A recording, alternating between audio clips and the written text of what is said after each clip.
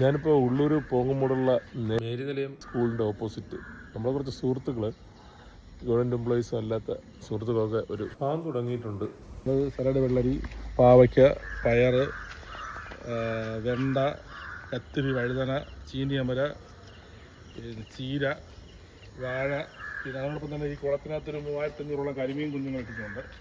തണ്ണിമത്തൻ ഉണ്ടായിരുന്നു. പിന്നെ അതോടൊപ്പം ഓണത്തിന് വേണ്ടിയിട്ട് നമ്മളിവിടെ കുറച്ച് മല്ലി, ജമന്തിയും പിന്നെ മുല്ല കൃഷിയുണ്ട്. അങ്ങനെ എല്ലാം പ്യൂർലി ഓർഗാനിക് ആയിട്ടുള്ള ഒരു സംവിധാനമാണ് നമ്മളിവിടെ ചെയ്തേക്കുന്നത്. ഒരു 1.5 ഏക്കറിലാണ്. കോഴി കൃഷിയുണ്ടല്ലേ? ഒരു 100 കോഴിയുണ്ട്. നാടൻ കോഴിയുണ്ട്, കോഴിമുട്ടയാണ്, നാടൻ മുട്ട. അങ്ങനെ പ്യൂർലി ഓർഗാനിക് ആയിട്ട് നമ്മൾ ചെയ്തേക്കുന്നുണ്ടാവും.